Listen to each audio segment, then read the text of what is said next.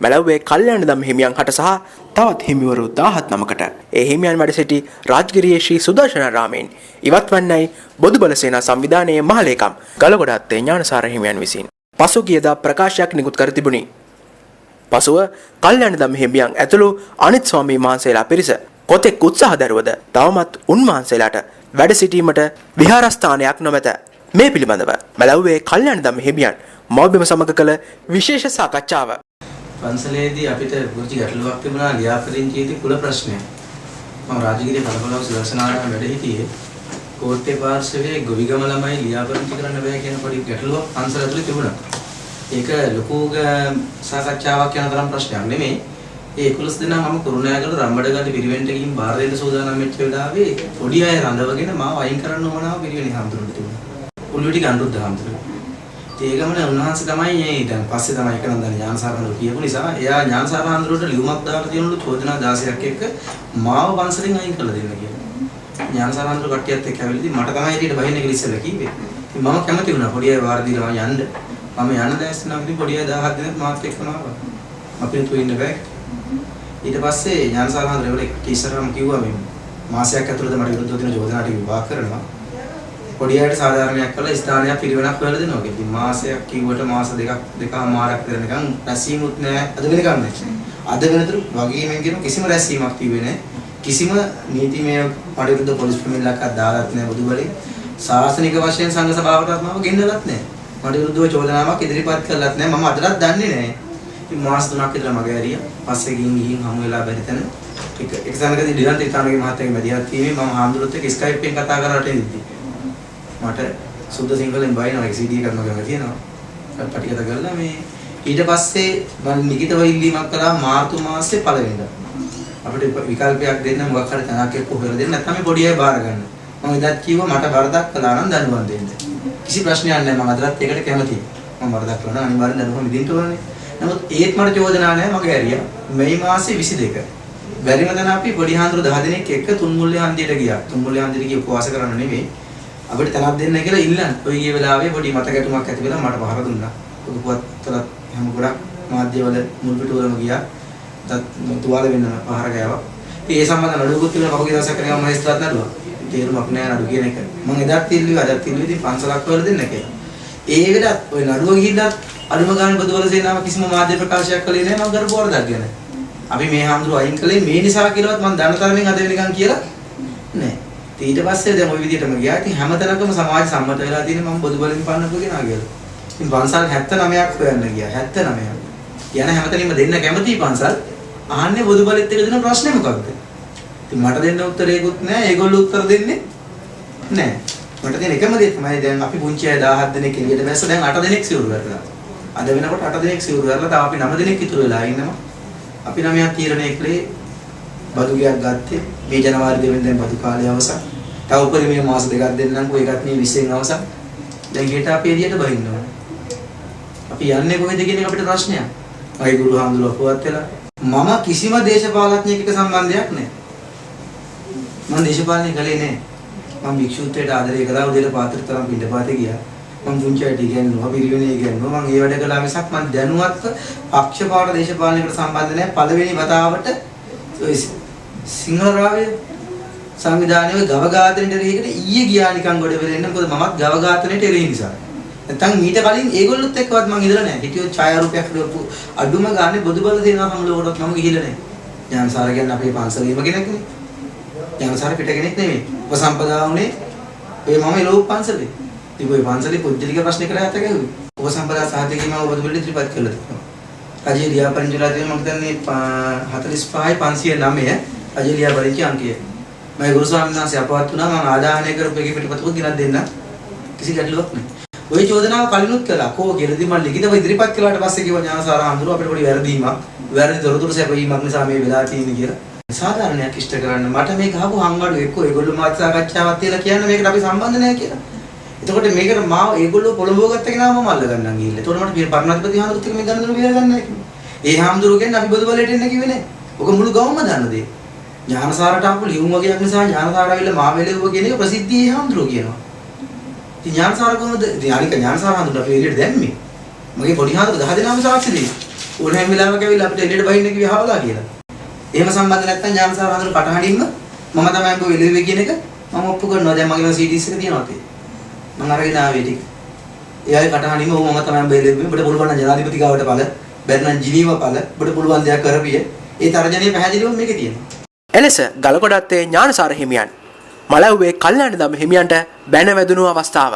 හමුදාන නෙමෙයි ඉතින් යන්න පුළුවන් ඵලයක් ජනාධිපති ගාවට තොට ඕන ජිනීවනේ ඕන දෙන්න පුළුවන් පුතාට ඉන්නද නෑ මම රාජ්‍යයේ හතරමයි මේ මූට මම ඒක අවවාදය දුන්නේ තෝගේ මම සිවුරු ගලවලා තෝගේ කන් අඩි පළලා තෝගේ හැමෙන් මහනවා බල්ලොන්ට කන්න දාන්න තෝගේ පරක් කතා කරන්න පොඩ හමුදුරු එහෙම නෙවෙයි ප්‍රශ්නයක් මොකක් කරේ ඥානසාර හඳුන කටහඬින්ම තියෙනවා වගේ නෙමෙයි ඩිලන් දිදානගේ මහත්තයා කටහඬක් තියෙනවා ඒ නිසා සාකි කරුවේ කෙරෙද්දී තුමෝ යදා ගන්නත් පුළුවන් ඉතාලම පැහැදිලි මට එකක් හොයලා දුන්නා යාපනයේ තව එකක් හොයලා දුන්නා අම්පාරෙන් උහුණ පැත්තෙන් මම කිව්වා අඩුම ගානේ කාමර දෙකක් තියෙන එකක් හොයලා දෙන්න කියලා. මොකද පුංචි කට්ටියත් එක්ක ගිහලා පොළොත් මොඩුවක ඉන්න බෑනේ. තනියෙන් යන ගමනක් නෙමෙයි. තව ළම දෙනෙක් එක්ක දැන යන වෙලාව තියෙන ගමනක් නේ. මම තර්ක කළේ නෑ. මම නීතියෙන් ඉල්ලුවේ නෑ. මට විහාරාධිපතිකම් බලතල ඉල්ලුවේ නෑ. මං කිව්වේ පොඩි අයට උගන්වන්න පුළුවන් තැනක ප්‍රධාන පාරෙන් කිලෝමීටර් 8ක් ඇතුළේ තැනක් දීලා වැඩක් තියෙනවා. මට මාවයක මොනරාගල අපේ ජන්ද රත්නහාමුදුරුවෝගේ මොනරාගල පන්සලක් හොයන්න. ටවුන් එකේ ඉඳලා කිලෝමීටර් 22ක් ඇතුළේ. කමක් නෑ මං තනියෙන් ගිහින් ඉන්නම් මේ පොඩි කට්ටියට මොකද කරන්නේ ඉතාලම පැහැදිලිව චෝදනා කළා මොකද මට බොදුවල සේනාවෙන් කිව්වා මගේ නම් කෝටි ගානක දේවල් තියෙනවා කියලා රුපියල් 1000කට වඩා මගේ account එකේ අරන් පෙන්නුවා මං ඒ සියලු මුදල් අරන් දෙනවා විශේෂයෙන්ම 2013 ජනවාරි මාසේ 15 මං එළියට දාන්න කලින් පෙන්නුවොත් මං ඒ සියලු මුදල් බොදුවලට පරිත්‍යාග කරනවා මොකද මං හම්බ කරපු කෙනෙක් නෙවෙයි සම්මාදම් කළේ නෑ ටිකට් පොත් රෙසිට් පොත් ආධාර පත්‍රිකා මං කොහෙවත් මුද්‍රණය කළා නෑ ඒ වගේම තමයි විශේෂයෙන්ම පුංචි හාමුදුරුවෝගේ පින්තූර මාධ්‍යවල පත්තරවල ටීවී වල පළ කරලා සම්මාදම් කළෙත් නේ. මම දන්න තරමේ මිනිස්සෙක්ගේ මේ මෑත භාගයක් වෙනතුරු කටින් ඉල්ලුවෙත් නේ. ඊටාම මේ බැරිම තැන තමයි ඔය කඩින් ණයට හරි බර ටික ගන්න කන්න දුන්නේ පුංචි අයට. දැන් නම් මොකක් ටිකක් නැහැ. ඒක මම පිළිගන්නවා. රුපියල් 96000ක් විතර. කොහොම හරි මම ඔය ටික ගෙවන්න ඕනේ. නිසා තමයි මම කල්පනා කළේ කුඩි වැඩ කරලා හරි ගත්ත ණය ගෙවන්න ඕනේ. නමුත් 2013 ජනවාරි 15ට කලින් ඊට පස්සේ නම් චෝදනා ඇති. මොකද මට වගේ දිලු කලාපත්‍ර ගැහුවා මම ඒ විරුද්ධව පොලිසිය ගියා. ඊට පස්සේ මට විරුද්ධව වසල්වාසියෙක් පොලිසිය ගියා. නැතේ කියලා කියන්න බෑ. ඉවත් මේකට සහන් කරන්න ඕනේ. 2013 ජනවාරි 15 වෙනිදා මම එළියට දාන්න කලින් මට විරුද්ධව තියෙන එක චෝදනාවක් ඉදිරිපත් කරන්න කියන එක අභියෝගයක්. දැන් ඥානසාරලා ඒ රියානතුරු කරගත්තා, අපි වදු වැඩ කරගත්තා, ප්‍රශ්න දාගත්තා නු රටම දන්නවා. මට විරුද්ධව ඒක පොලිස් පැමිණිල්ලක් සංඝ ශාසනය ඉදිරියට පැමිණිල්ලක් ඉදිරිපත් කරන්න ගියේ. විරුද්ධ අභියෝගයක්. එහෙම වුණොත් මම ඇත්තටම පරාජය බාරගෙන ලැජ්ජාවට සිදු කරලා යනවා. ඉතින් මං අවශ්‍ය නම් ඔප්පු කරන්නම් ඔය ලොකු ලොකු හාමුදුරුවෝගේම බැංකු වල කෝටි ගණන් තියනවා ඒක. කෝටි 200 තියෙන ස්වාමීන් වහන්සේලා ඉන්න බුදුවරේ. ලක්ෂ නෙවෙයි. ඉඩකඩම් තියෙනවා. මගේ ගෙට එහා පැත්තේ තියෙනවා මෙත් සෙවණ කියලා එකක් වහලා දාගෙන. යන්තම් මුරකාරයෝ දෙන්නෙක් දාගෙන බංගලාවක් සාසනේ වැඩ පූජා කරපු. අඩුම ගානේ පුංචියුන් ටික ඔතන ගිහින් නවත්තගෙන උගන්වන්න තිබුණා. මම වයින් කළා දාලා.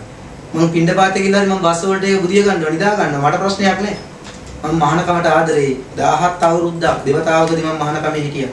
අවුරුදු 11න් මහානලා 18ක් වෙනකම් ආයෙ ගිහිල්ලා නැවත ඇවිල්ලා දැන් මේ 6 වෙනි අවුරුද්ද.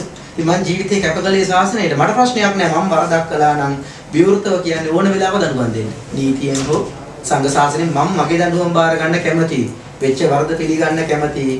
හැබැයි පොඩි අයට සාධාරණයක්. උන්වහන්සේලා මේ කිසිම දෙයකට සම්බන්ධ නැහැ. අහිංසකයෝටියක් එළියට දෙන්නේ. ඒ අහිංසක ජීවිත දැන් 8ක් විනාශයි. ඉතුරු 8ක් නැති කන්න නැතුව ඒ ඇයිටි ජීවිත ක්‍රම වේදයක් හදන්න කියලා. මම පළවෙනි පියවර අරගත්තා. කොළඹ දිස්ත්‍රික්කයේ සියලුම ස්වාමීන් වහන්සේලා දැනුවත් දැන්. කළුතර දිස්ත්‍රික්කයේ ගම්පහ දිස්ත්‍රික්කයත් විහාරස්ථාන මට්ටමින් දැනුවත්. මම සම්මාදම් කරලා හරි ඒටේ දවසේ ඉඳලා මෙතෙක් කල් ගලේ නෑ. මම අත්පත්‍රිකා එකින් එක මුද්‍රණය කරලා අතින් ඇඩ්‍රස් එක එක ලියලා හරි ලංකාවේ තියෙන පන්සල් සියල්ලම මේක දැනුවත් කරනවා. මම මේ සිරුරට අගෞරවයක් වෙන විදිහට නම් ඔය බොරුවට උපවාස මාරාන්තික සෙල්ලම් මට ඔය කරන්න බෑ. එහෙමනම් මම ප්‍රසිද්ධිය ඇවිල්ලා පුංචි අය ටික ඔක්කොගෙම සිරුරු ටික ගලවලා දෙමව්පියන්ට ඉන්න අයට බාර දීලා දෙමව්පියන් නැති දරුවෝ දෙන්න මගේ අම්මා තාත්තලා බාර දීලා හරි ඕක ඉස්සරහ දිවිනහ ගන්නවා. ඒක කිසිම ප්‍රශ්නයක් නැහැ. මට ජීවිතය ගැන වටිනාකමක් කොහොමත් නැහැ. මම රෝගී ඉඳලාට අධ්‍යයඩියාවෙන් ඉන්නේ. නමුත් මම ඉල්ලන්නේ යුක්තිය ඉෂ්ට කරන්න සාධාරණය. ඇයි අපිට මෙහෙම කළේ කියන එක රටට කියන්නේ? වෙන මුකුත් එපා. ඇයි අපිට මෙහෙම කළේ? මොකක්ද අපි කරපු වරද? සම්මාදම් කළා නම් ගමේ මිනිස්සුත් එක්ක මෙහෙම දේවල් කළා නම් අසම්මත ඇසුරුවල් තිබුණා නම් එහෙම නැත්නම් වෙන මොන හරි චෝදනා තිබුණා නම් අපිට මෙහෙම කළේ කියලා දැන් අපිට දුකක් නැහැ. ඇයි අපි මොකද්ද කළේ කියලා රටට කියන්නේ? එතකොට අපි ගෞරවාන්විතව යන්නම් සිදුරලා. කිසි ප්‍රශ්නයක් නැහැ. සාසන සුසු නැත්නම් ඒක ලැජ්ජ වෙන්න දෙයක් නැහැ. අපි සිවුරට ගලපෙන්නේ නැත්තම් මේ හොඳම දේ දාලා යන එකනේ. මේකෙන් නම් මේකට කෑව ගැති ගන්න එක නෙමෙයි. ওই විදියට කරන එක නෙමෙයි. එහෙන් බලනවා නම් මට කලින් යන්න ඕනේ ස්වාමීන් වහන්සේට. මට ඔය කියන එක චෝදනාවක්වත් නෑ. මත් දැන් බින්දුම් වෙටි පානේ රියදුරු බලපත් නැතුව රියපැදවීම අනුතුරු සිදු කිරීම. ඕම් රටම දාන්න දේවල්. මමත් සිවුරු අරලා විසක් දෙවිනා ගන්න සිවුර පිටින් දිවිනා ගන්න නැහැ. මොකද මම බුද්ධ ශාසනයට ආදරේ. භික්ෂුවන් දිවිනා ගන්න කියන වචනට මම කැමති නෑ. බුදු බලය නිසා භික්ෂුත්වයේ අහිමි වූ තරුණයෙක් දිවිනා ගන්න එකට කමක් නෑ. මගේ අම්මයි තාත්තයි මිනිහ බාර ගන්නවනේ. නැත්තම් සිවුර පිටින් මැරුවොත් මගේ මිනිහ තියන්න තැනක් නෑ. මම ඕපපාතිකයෙක් වගේ. අද ඉන්න තැනක් නැතුව හෙට මිනිහ තියන්නේ කොහෙද? හැබැයි ගියේ කෙනෙක් මැරුවොත් මගේ අම්මයි තාත්තයි හැරේ ගෙදර ගෙනියන. මේක ඥානසාරාන්තුගේ පුජ්‍යලික පරිගැනීමක්. ඉතාල පැහැදිලි ඒක. ඉතාල පැහැදිලි හේතුව තමන්ගේ පැවිදි සහෝදරයාගේ උමනාවට නෙවෙයි කලේ. අනුරුද්ධ හාමුදුරුවෝ ඥානසාරාන්තුරු කියන එක ලොකු හාමුදුරුවෝගේ ගෝලියෝ. හරියට අයියලා මල්ලිලා වගේ. සහෝදරයාගේ උමනාවට අයියාගේ උමනාවට මල්ලි කරපු අපංගමක් මේක. කිසි ගැටලුවක් නැහැ. මැරෙන්නවත් මරණයටවත් මම බයක් නැහැ. මට මරණ දාදිනත් ආවා. ඉතින් පෙට්‍රල් දාලා ගිනි තියන කියලා හාමුදුරුවෝ කටින් මට කිව්වේ. එහෙම බයක් වුණා නම් මම අද මෙහෙම කතා කරන්නේ නැහැ. මැරෙන එක නම් මුතු දෙයක් නෙවෙයි. මට තියෙන ප්‍රධානම සත්‍ය තමයි ඇත්තටම මම නිර්දෝෂීද මම වැරදිද කියන එක තහවුරු කරගන්න එක.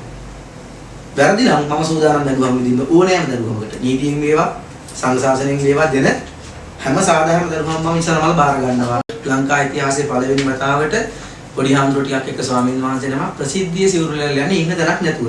මොකද මේක බෞද්ධය දැනගන්න ඕනේ.